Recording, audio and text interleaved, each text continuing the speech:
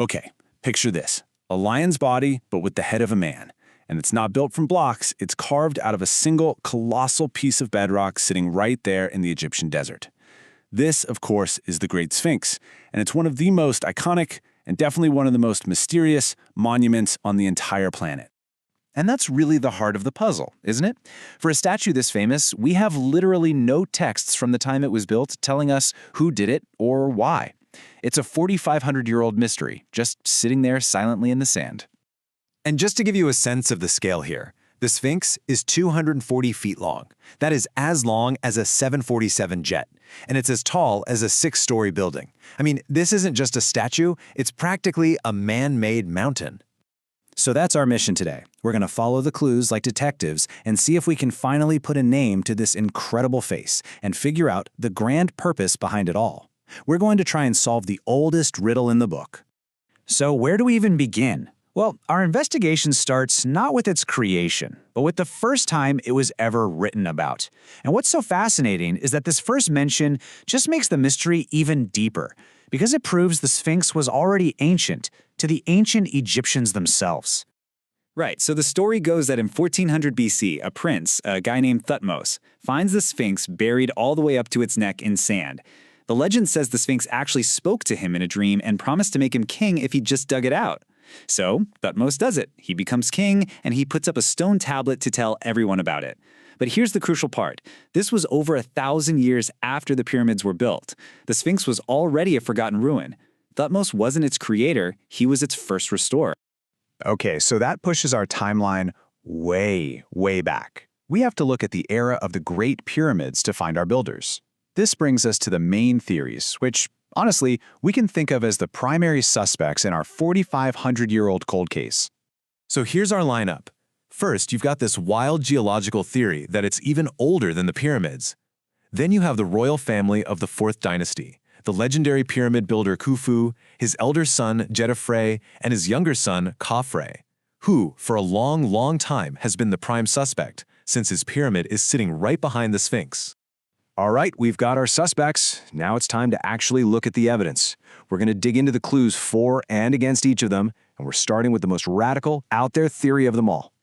Now, this is a really fascinating idea. It's mostly pushed by geologists, who argue that the real story of the Sphinx isn't written down in some ancient text, it's written in the stone itself. They think the rock tells a story of a monument that is far, far older than most people imagine. So the geological case is pretty compelling. Geologists point to these really deep erosion patterns on the enclosure walls, and they argue it was caused by thousands of years of heavy rainfall. Now, here's the key. The quarries that were dug to build the pyramids would have blocked that runoff. So their conclusion is that the erosion, and therefore the Sphinx itself, has to be older than the pyramids. They also point out that the head is kind of weirdly small for the body, which suggests it was recarved from what was originally a much larger lion's head. So this creates this classic academic showdown. You've got the geologists saying, just look at the rock. The physical evidence is undeniable. But then the Egyptologists fire back saying, okay, but where's the archaeology? If there was a civilization advanced enough to carve the Sphinx before the pyramid builders, we'd find something. Tools, pottery, other buildings, but there's nothing. It's this incredible debate between physical evidence and cultural evidence. Okay. Next up, let's examine the case for the builder of the Great Pyramid himself, Pharaoh Khufu. Now, this was a guy with a monumental ego, famous for literally changing the landscape of Egypt to suit his will. If anyone had the ambition to do this, it was him. The case for Khufu is built on 3 really clever observations. First, if you were standing in the ancient capital of Memphis, the Sphinx would have looked like it was guarding Khufu's pyramid, not his son Khafre's. Second, the big ceremonial walkway leading to Khafre's pyramid has this weird swerve in it, almost like it had to be built around a Sphinx that was already there. And finally, some art historians swear they see a resemblance to the one and only confirmed statue we have of Khufu. But hang on, what about Khufu's other son, Djedefre? For the longest time, everyone just dismissed him. The rumor was that he murdered his own brother and was basically a family outcast. But a stunning discovery has totally flipped that story on its head, and it puts him right back in the running. The key was found in something called a solar boat pit. Right next to his father's pyramid, archaeologists found this enormous pit. And inside was a spectacular full-size boat that had been taken apart for burial. Now, this boat was absolutely essential for a pharaoh's journey into the afterlife. It was meant to help the sun god make his journey every night, so the sun would rise again. It was a hugely important ritual.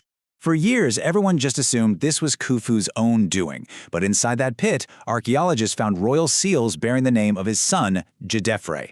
This proved Djedefre was actually a loyal son who took care of his father's funeral, not some outcast. Now, while this makes him a pretty good suspect, the real smoking gun, a brilliant piece of geological forensics, points somewhere else entirely and just cuts right through all the other theories.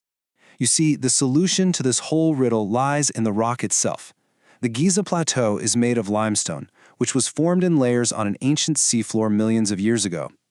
Each one of these layers is unique, its texture, its makeup, how it weathers over time.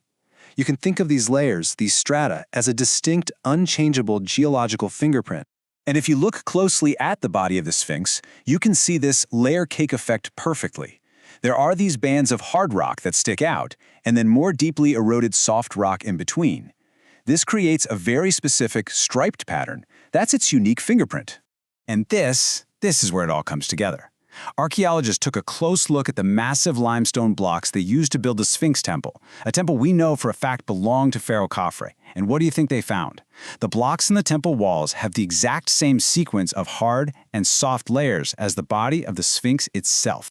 As Egyptologist Peter Lacovara puts it, they're like fingerprints. This is undeniable proof. It means the blocks for Khafre's temple were quarried out of the ditch right around the Sphinx as it was being carved. They were created at the same time from the same hunk of rock. The case is closed. Khafre built the Sphinx. So we've solved the who, but that leads us to the final and maybe even bigger question, why? I mean, why go to all this unbelievable trouble? The answer shows us that the Sphinx wasn't just a statue. It was a critical part of a colossal machine designed to conquer death itself. It turns out the entire Giza complex was designed to align perfectly with the sun on the spring and fall equinoxes. So at sunrise, the light would hit a statue of Khafre in his temple, symbolizing birth. Then, the sun would pass directly over the Sphinx at midday. And finally, at sunset, it would line up with his pyramid, symbolizing rebirth. It was the celestial cycle of death and resurrection, all laid out in stone. So the Sphinx becomes this ultimate symbol. It's Khafre himself, that's his human head, eternally presenting offerings to the sun god, who's represented by the powerful body of a lion, an animal the Egyptians linked to the sun because of its golden color. It literally unites the king and the cosmos, all to guarantee eternal life. This whole thing was a resurrection machine, a precision-engineered plan for immortality. And that kind of leaves us with one final amazing thought. Here we are, 4,500 years later, still studying his monuments, still speaking his name, and still staring in wonder at his face. So, in a way, didn't his plan work perfectly?